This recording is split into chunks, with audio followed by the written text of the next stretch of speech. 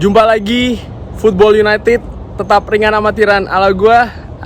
Kali ini masih tetap dari Budapest ya, tepatnya di kawasan Buda. Gua mau bahas sedikit soal match kemarin ya, soal masalah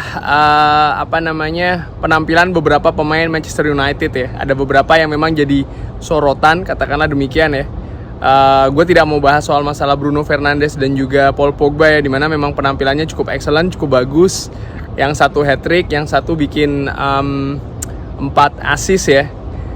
Gue ingin bahas pemain, ada 2 pemain yang ingin gue bahas di sini. Adalah nomor 1 adalah seorang Daniel James ya, dimana kemarin itu kan dia menempati posisi sayap kanan, yang memang katakanlah tidak punya opsi ya Manchester United, katakanlah, karena memang seorang Jadon Sancho belum bisa ready untuk bermain dari menit awal, dan Marcus Rashford pun masih ya berkutat dengan cedera ya, selesai operasi masih pemulihan. Edison Cavani tidak ada, maka seorang Mason Greenwood ini ditarik katakanlah, atau didorong ya, lebih tepatnya didorong untuk ke depan bermain sebagai striker ya. Dan siapa di kanan? Dipasanglah seorang Daniel James. Seperti kita lihat kemarin, Daniel James memang bermain kurang maksimal ya. Artinya begini, kurang maksimal adalah memang ya sering salah umpan, katakanlah posisinya pun juga sering terperangkap offside. Tapi jangan lupa pergerakan seorang Daniel James tanpa bola utamanya ya, itu yang gua ngelihat jadi kredit dari seorang Daniel James kemarin ya, dimana dia bermain cukup mobile, cukup aktif ya, cukup menyulitkan katakanlah lini belakang Leeds United, utamanya back kiri ya. Dan ini kan karena aktifnya seorang Daniel James, maka sayap kiri dari Leeds United ini tidak bisa leluasa katakanlah untuk ikut maju ke depan ya.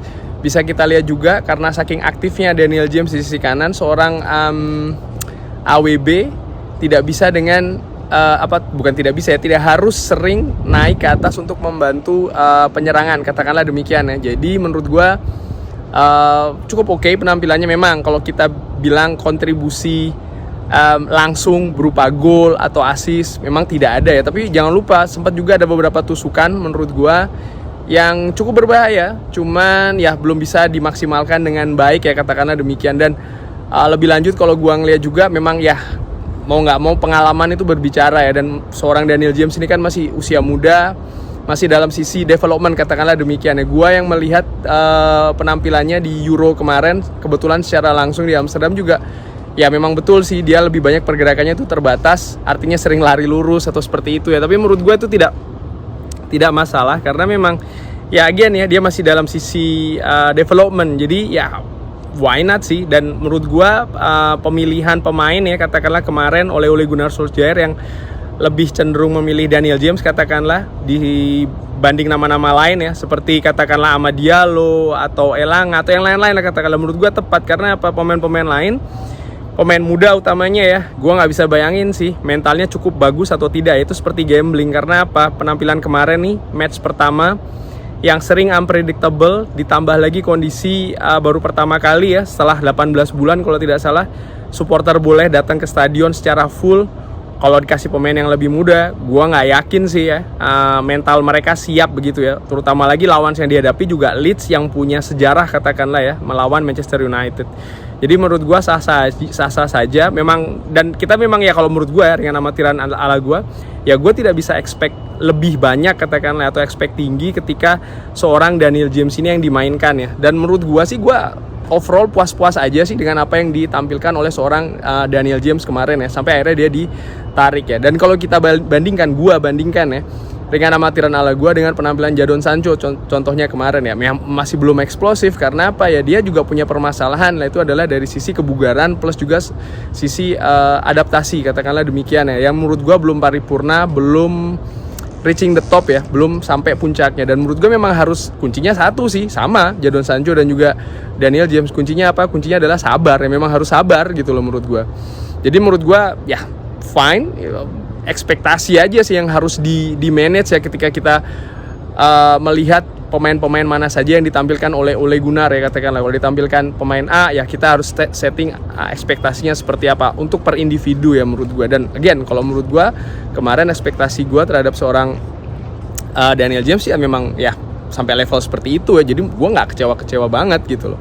Satu pemain lagi yang ingin gue bahas adalah seorang Fred yang kemarin juga sempat dibahas rame di sosial media. Scott McTominay penampilannya agak sedikit lebih bagus daripada Fred, tapi Fred terlepas dari satu golnya ya berandil sih menurut gue atas golnya Ayling ya, karena dia telat nutup ya. Again si Fred ya, gue nggak yakin dia ini secara kondisi fisik sudah siap ya. Karena apa? Karena ketika preseason juga kan jarang dimainkan, kalau tidak salah bahkan hanya sekali ya, correct me if I'm wrong, ketika menghadapi Everton itu saja tidak secara full, katakanlah demikian. Dan kemarin gue cukup kaget sih langsung dimainkan bersama Scott McTominay, dan ya bisa dilihat penampilannya memang agak acak adut ya. Sering salah posisi, sering telat turun dan lain-lain. Tapi menurut gue again sih dia memang bisa bagus penampilannya. Artinya kan kalau dari Fred ini lebih ke stabilitas yang dan juga development ya. Artinya dia harus stabil naik ke atas. Dan menurut gue apa yang disuguhkan kemarin, terlepas dari errornya dia di babak kedua ketika Leeds menyamakan duluan 1-1, menurut gue ya overall sih not bad, katakanlah ya, not bad. Ya terbantu pemain lain juga sih, terbantu Bruno, terbantu kokohnya lini belakang Manchester United. Tapi menurut gue again, setup ekspektasi inilah yang menjadi kunci ketika kita melihat seorang Fred ya. Memang banyak yang bilang wah lebih baik kita mendatangkan si A, mendatangkan si B. Ya itu sih menurut gue harus realistis juga ya. Sudah mulai musim kompetisi, ya kita belum melepas pemain, artinya belum ada income ya selepas mendatangkan 3 pemain walaupun 1 secara gratisan. Jadi menurut gue ya yang ada saja lah. Gue sih lebih berpendapat kurang lebih ya sudah, Fred dikasih waktu terus aja. Nanti kan seperti yang sudah ya, pelan-pelan juga akan meningkat sedikit-sedikit. Cuma permasalahannya adalah kalau Fred dikasih terus lah, maka ada pemain lain yang akan tidak dipakai terus atau jarang ya, seperti Matic dan utamanya seorang Donny van de Beek. Yang gue harapin sih ya musim ini akan mendapatkan porsi lebih ya dari musim lalu ya, karena ya menurut gue musim ini adalah musim pembuktian lah, katakanlah ya, bagi seorang DVB, kurang lebih seperti itu. Oke, sekian obrol-obrol ringan aja ya mengenai Fred dan juga Daniel James, utamanya penampilan kemarin ya. Overall baru sekali main, itu juga baru pertandingan pertama. Mereka juga baru pertama kali merasakan rumput hijau ya setelah sekian lama absen tanpa penonton, katakanlah demikian. Jadi menurut gua ya overall kita menang 5-1, nothing to complain more sih kurang lebih ya. Jangan lupa like, jangan lupa subscribe, ikutin terus Football United, channel ringan amatiran ala gua. Dari Buda, Kota Budapest. Wassalamualaikum warahmatullahi wabarakatuh.